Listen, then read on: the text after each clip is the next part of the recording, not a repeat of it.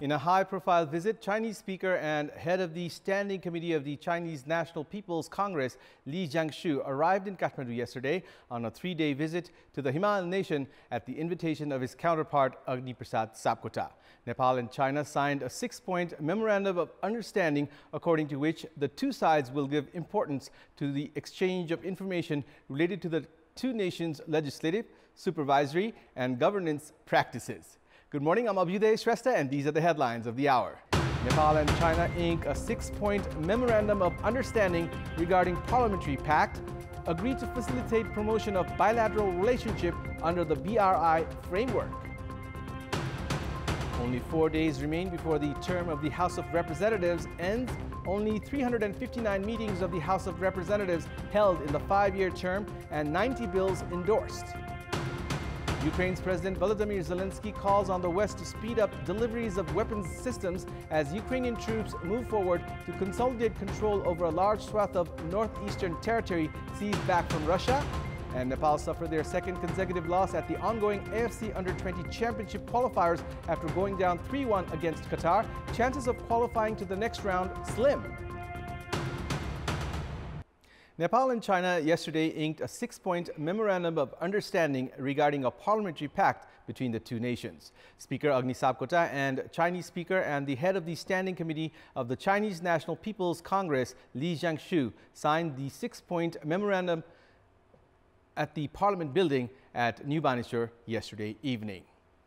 As per the agreement, the two sides will give priority and facilitate the promotion of inter-nation relationship with mutual benefits under the Belt and Road Initiative's BRI framework. Agreement has been reached to increase their engagements on governance, legislative and supervisory practices under the BRI framework and play an active role to strengthen mutual cooperation and understanding. The Chinese delegation, led by Li, arrived in Kathmandu yesterday afternoon on a 3-day visit at the invitation of Speaker Sapkota. The high-profile visit by the Chinese delegation has been seen with significant interest ahead of the November 20 elections. Chinese Speaker Li is scheduled to pay a courtesy call on Prime Minister Sherbahadur Deuba and hold a separate dialogue with Minister for Foreign Affairs Narayan Khadga today. Li is also set to hold separate meetings with former Prime Minister and Chairperson of the main opposition CPN-UML, KP Sharma Oli, and former Prime Minister and CPN Maoist Center Chairperson Pushpakamal Dahal. Chinese Speaker Li is also scheduled to pay a courtesy call on President Bidya Devi Bhandari at Sital Niwas, Maharajganj tomorrow. Li is ranked 3rd in the Politburo Standing Committee of the Chinese Communist Party after President Xi Jinping and Li Keqiang. Less than a week remains before the term of the House of Representatives ends. The lower house, that was dissolved twice, has struggled to live up to expectations due to political gambits. The first session of the lower house after the 2017 elections was held on 5th of March 2018. The first 2 years of the House of Representatives was spent in forming laws related to fundamental rights, and so far 359 meetings of the lower house and 309 meetings of the National Assembly have been held. Around 90 bills were endorsed by the Parliament, while 8 are still in the process.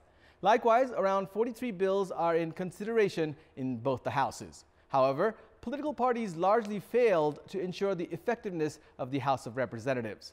Former Prime Minister KP Sharma Oli dissolved the lower house on 2 separate occasions, with the Supreme Court reinstating the house both the times. The Nepali Congress-led ruling coalition also failed to ensure effective work execution. Both the Oli-led and incumbent Premier Deuba-led governments introduced 49 ordinances altogether, and both the governments failed to save the Parliament from being affected by the government instability. The Speaker of the House of Representatives, who's responsible for ensuring accountability of the House, found himself engulfed in controversy as crucial laws remained overshadowed. In this context, in our Public Voice segment, we had asked people in several provinces how they found the Parliament's 5-year term. Let's take a look at what they had to say. Public Voice. दलहरुले एकले अर्काको खिचातानीको प्रवृत्तिले गर्दाखेरि कार्य अनुभव संसदको कुनै पनि त्यति राम्रो सफल हुन सकेन। जुन सोचेर मतदान गरेका थिए त्यो अनुसार सफल हुन सकेन। गाउँ ठाउँमा कस्तो किसिमको विकास चाहियो स्वयं सरसल्लाह गरेर सहभागी भएर हैन 5 वर्षसम्म उहाँहरूले राम्रो किसिमबाट कार्यक्रमहरू आफ्नो गर्नुभयो। काम पनि गर्न चाहिँ खोज्या हो, तर अब सत्ता टिकाउनकै लागि गरे हो कि बा अपेक्षाकृत रूपमा चाहिँ त्यति उपलब्धिमूलक चाहिँ देखिएन।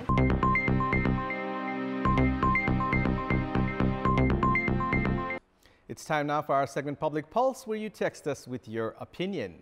Public Pulse. Here's the question. What's your take on the malpractice of holding strikes on essential items and services? Your options are A, traders' high-handedness, B, mockery of law, and C, helpless government.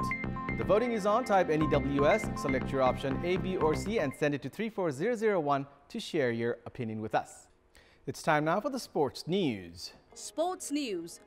Nepal suffered a 3-1 loss to Qatar at the ongoing AFC Under-20 Championship qualifiers. After suffering their second consecutive loss at the qualifiers, their chances of qualifying look slim. In the match played at the Sheikh Ali bin Mohammed Al Khalifa Stadium in Bahrain yesterday, Mohammad Mansour Ali opened the scoring for Qatar in the 30th minute. Qatar doubled the lead after Mohammad Suraj found the net in the first half injury time. Rashid Al Abdullah scored in the 60th minute to extend Qatar's lead to 3-0. Jasmil Mohammad scored an own goal in the 76th minute to cut Qatar's lead to 3-1. Nepal had suffered a shocking 2-0 defeat at the hands of Bhutan in the first match of the qualifiers.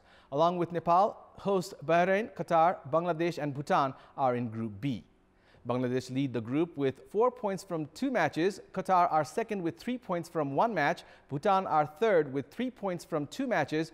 Bahrain are fourth with 1 point from 1 match. And Nepal are at the bottom of the group with no points from the 2 matches played. Nepal thumped host Sri Lanka 6-0 to advance to the finals of the SAF Under-17 Championship. In the match played in Colombo yesterday, skipper Prashant Laksham scored through a penalty kick in the 21st minute to give Nepal a 1-0 lead. Harish Raj Bhatta found the net in the 23rd minute, Subhas Nepal scored in the 30th minute, and Neeraj Karki scored in the 37th minute, and Nepal went into halftime with a comfortable 4-0 lead. Unesh Murathagi found the net in the 51st minute to extend Nepal's lead to 5-0.